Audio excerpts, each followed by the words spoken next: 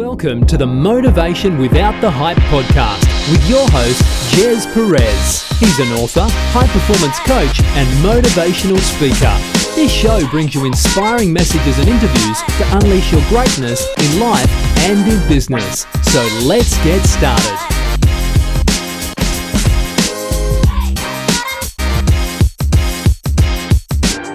Hi everyone, welcome to Motivation Without the Hype podcast show. My name is Gez Perez, a former procrastinator into an action taker. We bring you inspirational messages and interviews, including motivational insights, tips, principles, and proven strategies that you can take action on without the hype in unleashing your greatness in life and in business. Now, we appreciate you plugging in and spending time with us. And we have a very special guest all the way from Canada. And by the way, guys, it's Thanksgiving over there in this time of this recording of this podcast show. So I'm really grateful. It's a very special treat to have her on our show. Now, she is Elizabeth, and that's her name. She is a transformational speaker, author, and coach. Now, she helps women develop their strengths, identify their weaknesses, and grow as individuals. The emphasis is moving on from her pain to passion to purpose through personal and leadership growth, getting out of the wheels to work on the vision for her life and developing the plan that will help manifest that vision. Elizabeth, welcome to the show. Thank you. Thanks, Jez. Oh, I love your energy.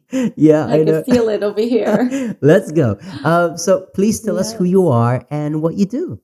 So I am just, a simple lady who literally moved from, pain to passion to purpose to pay. I use my story to contribute to the healing of the world. I really built everything off of my story. I'm a mom. I'm a servant. I am a lover of life. I'm a brain surgery survivor, or victor, I should say. Elizabeth Correia. She's just a regular woman, a real woman who strives to help real people. Yeah. Yeah, I love that. You've gone through a personal journey yourself, and you mentioned about these taglines of going from pain to passion to purpose to profit. And I love those P's because it is actually a process.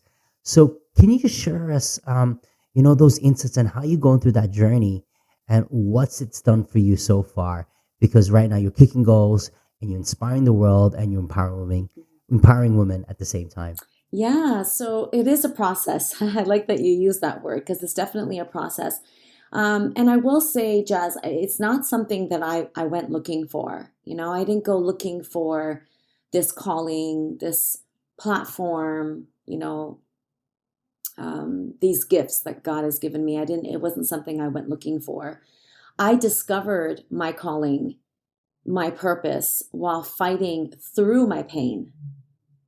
So while I was healing and fighting through my pain and, basically doing a number of things, attending workshops and seminars and conferences and women's groups and, hosting these little meetups in my house at the time. While I was doing all of this work, I discovered this passion of mine, this passion that I had to serve, to empower, to inspire, to use my story to say to that other woman in the room, I hear you, I see you, I feel you, and I know what it's like. And I also know that there is light. And if you do A, B, C, D, which is a number of things, everything from taking care of your health to forgiving, that this too shall pass. You will find your greatest, mission in life out of that pain, right? So, I went through the pain, and while I was healing through the pain, I discovered my passion, which I just shared. And then I was lucky enough to make that passion my purpose. I said to myself, this is what I want to do. I want to empower young girls. I want to speak to women. I want to, speak to them along this journey of overcoming adversity, along their emotional healing journey. I want to be a part of that. I want to be a voice for women and young girls. And so I made it my purpose. And so I went from pain to passion, and I made it my purpose. I was doing it for free. I didn't even think about money. To be honest, the very first time someone asked me what my fee was to speak, I didn't even know what they were saying. I was like, my fee? I didn't say that out loud, but, I went and did my research after. We're talking, 13, 14 years ago. And then I was, blessed to be able to turn that purpose into a profitable business and to pay, to pay. Yes. Yeah. And and I like how you mentioned because everyone goes through certain pains, certain traumas, circumstances and situations. And, sometimes, these things shape our values and our beliefs. And there's a shift in your life. And so there has to be a process of healing at the same token. And everyone goes through different journeys in life. And some of them could be drastic, some of them could be less drastic or dramatic. But how important is to heal from that, like heal from trauma? And how does it really, affect our relationship personally or even professionally? Oh, geez, it does. It does heal it does affect your, what it is that you're out there doing, both personally and professionally in relationships and business. It has a huge impact on that. I like to call it, I'm now healing, leading while healing, but there was a time in my life where I was leading while bleeding. And, I was bleeding, I had all these wounds, and I wasn't taking care of myself. I wasn't, being patient with myself along that journey of healing. I just wanted things to be now, and I want to get to that position now, and I want to make that kind of money now. And, on the back end of things, there were so many broken parts of me that needed to heal. And I had to really take the time to do that because it was affecting even projects. I was a great starter, but horrible finisher. I wasn't able to genuinely serve from an authentic place of healing the way I knew I could, the way I envisioned myself to do or be, because I had these things that I had to still deal with and heal from. And that's everything from, childhood trauma, childhood abuse, sexual, physical, mental, to, even things that I had to heal from my divorce, So there were just things there that I really needed to heal from. And it makes a difference. When you're leading from a place of healing, you could just feel it. It's there's no triggers. I had a lot of triggers which were, if I was speaking to a group of high school students and they'd ask, have you forgiven your father? Have you forgiven your parents? Or, and I would say, well, I'm working on it. Or instead of like now, I say, yes, absolutely. And it was the most empowering thing I've ever done in my life. And it's really what set me free, It's how I'm able to speak to whether it's a prisoner or, someone who's done something similar to what was done to me.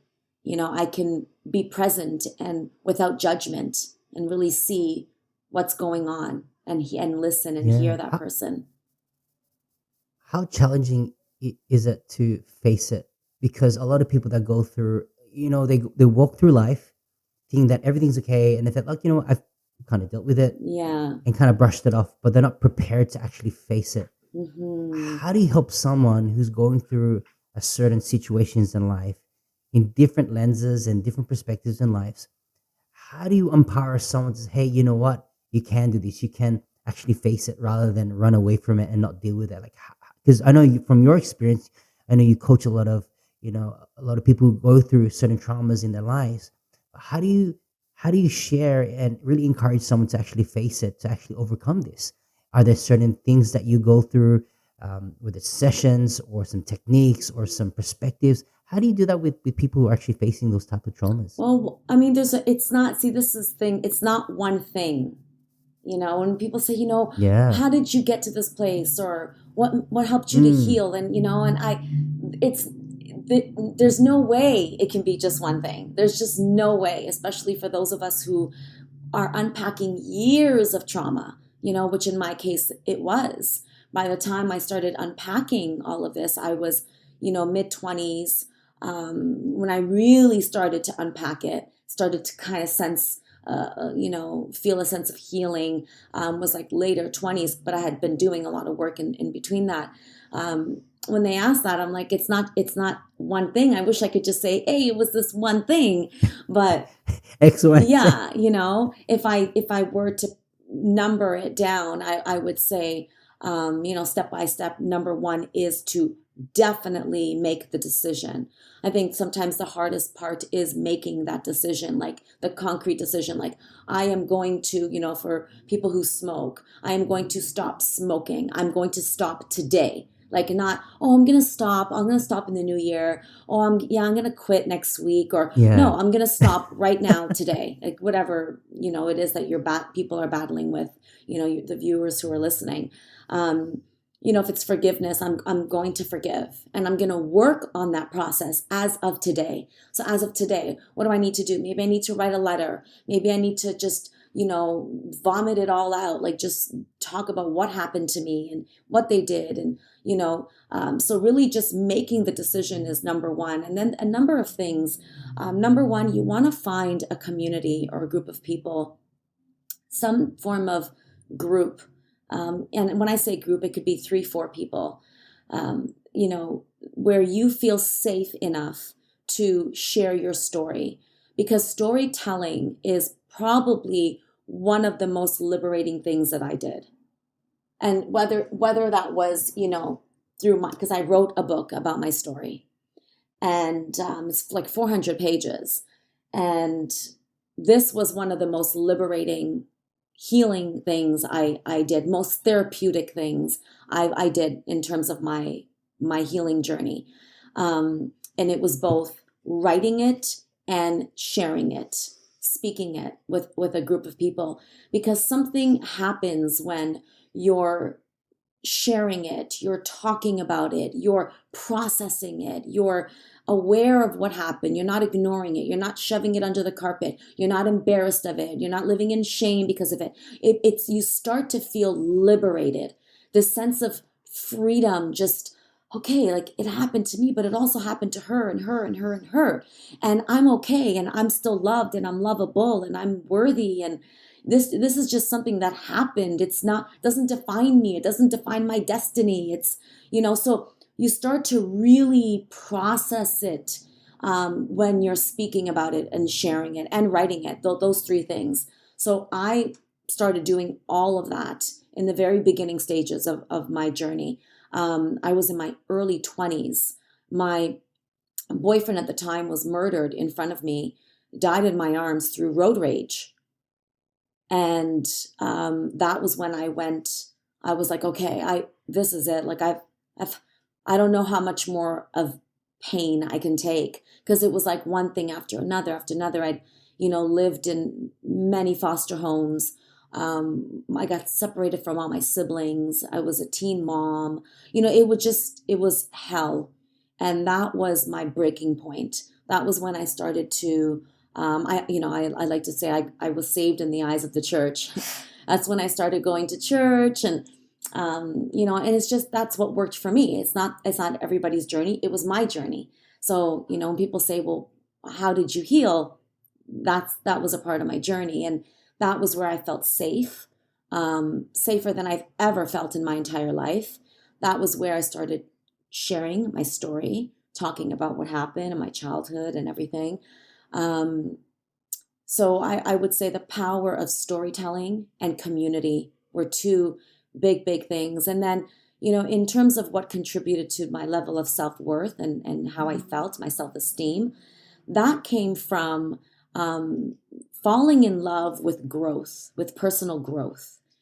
The more I learned, the smarter I felt. The smarter I felt, the more I loved myself. It was like, oh, like I know this new trick on how to ABCD, or, I fell in love with courses and personal growth and development and reading. And I've read hundreds of books and I love reading. I've been reading since I was very young. And I literally got addicted. I was addicted to learning. I became, and that is another form of, or an act of self-love. When we teach women or boys or men, we say, you got to love yourself. Well, what does that look like? It's more than manicures and pedicures. It's more than facials. Those are temporary highs or fixes, Yeah. Real, self-love comes from,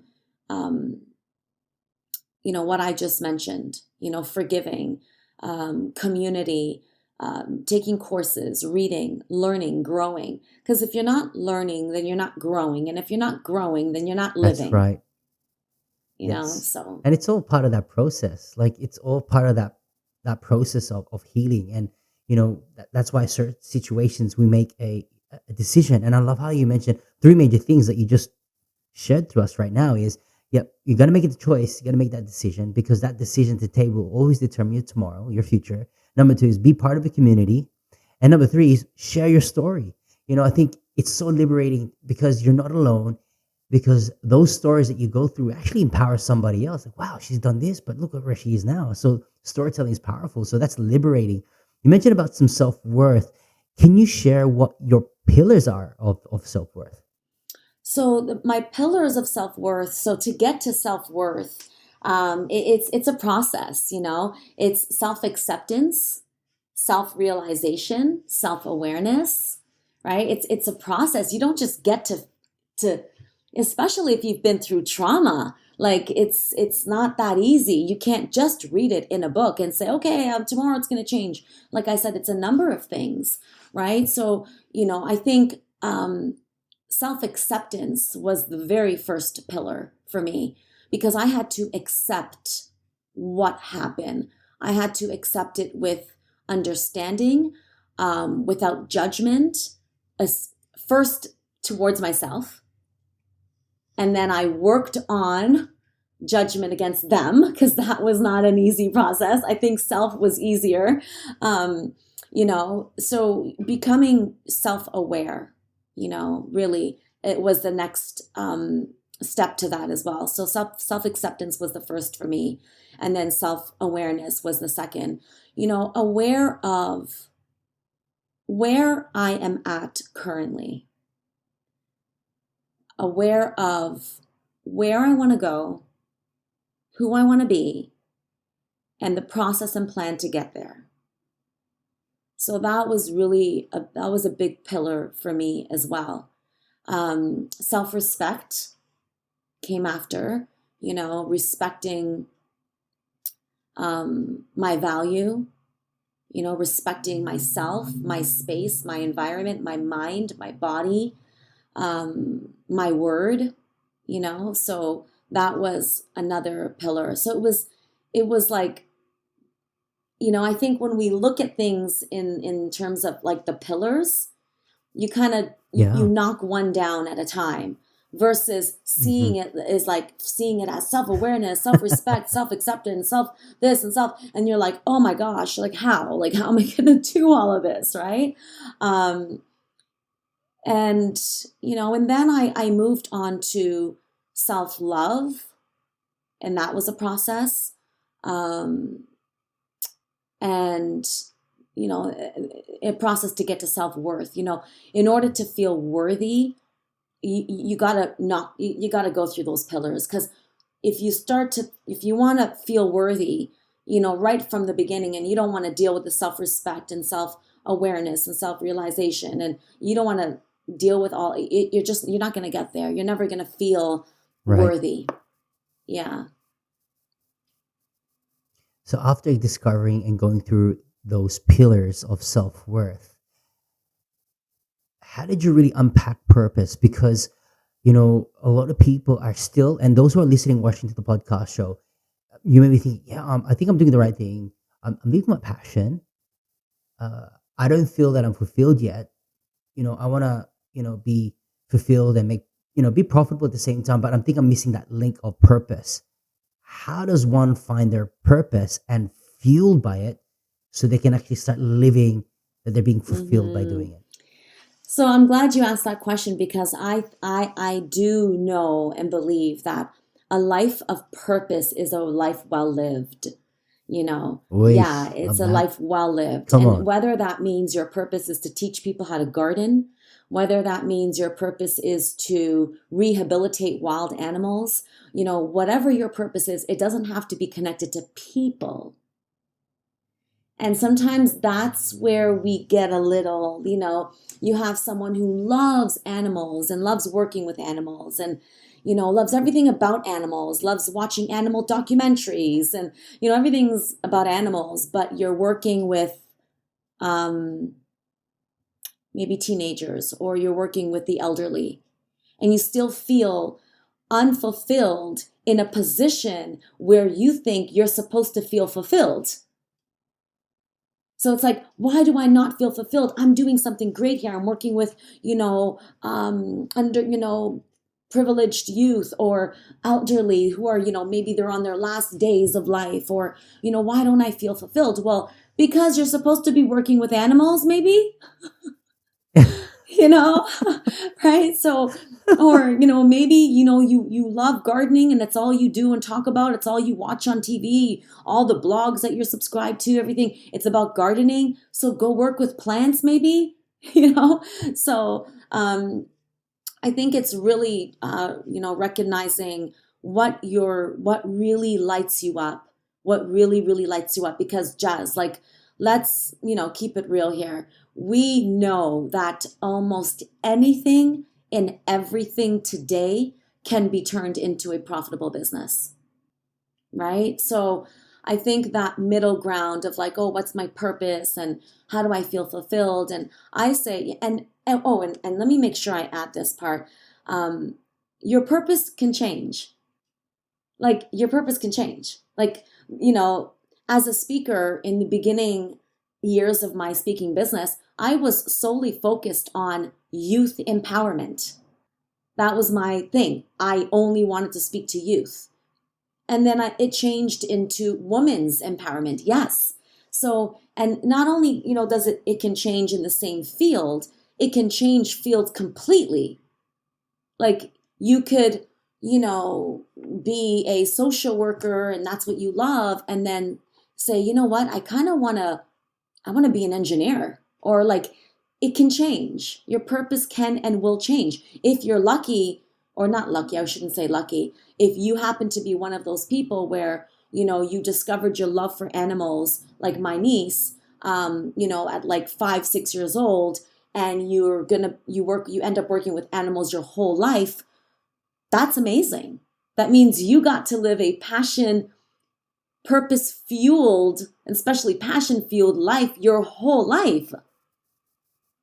Yeah, I love it. Yeah, Yeah. it's so clear because like there's so many scenarios that you just mentioned, and I think I want to pinpoint that because it's really powerful. Because a lot of people tend to think, okay, this is my purpose, and that's it. But then as life goes by, you experience life, you go through different situations that defines your values. But I always say this is that purpose will change, but your mission will always remain the same. So your heart, your values remain the same. So, yep, your purpose could interchange, but the mission. So, for example, in your life, for instance, Elizabeth, is like, yep, it was more empowering young people, right? But then your purpose changed into women's and then global, but the mission will always remain the same. So, things that you do in life, the purpose interchanges, but the Yeah. mission and the values and who you are as a person remains the same. The mission is still the same. Is to empower lives. Is to make a Yes. difference. Is to share and empower your story to others. They can be liberated. So Yes. I'm getting fired up now Yes, because I it's like, like that. I wow, love that. purpose changes, but Yeah. your mission remains. Yes. Yeah. Yes, yes. Yeah, the mission, yeah, my mission has always been to restore hope, you know, to restore hope in the world, to really inspire people to believe so that they can, achieve really. Because we all have it in us, every single one of us. We have it in us to be great. And I think that's what Yes. we were, that is a part of our Yeah. purpose, is to be Yeah. great. Not the So greatest, to be great. Yeah. to be great. Yeah. No, good to great. Yeah, that's amazing. Yeah. So, I ask this question to every guest that's on the show. What is your meaning of motivation without the hype, and how to use motivation for your personal success? Yeah, I think motivation without the hype for me is what you do behind the scenes. Yeah, When I there's like no that. one hyping you up, when there's no social media likes, when there's no comments, when there's no subscribers, no followers, what's happening behind the scenes? Like, who are you? How are you living out your legacy when no one's watching? Does it continue in your home? Does it, who are you? Yeah, who are you as a friend, as a sister? Who are you behind the scenes?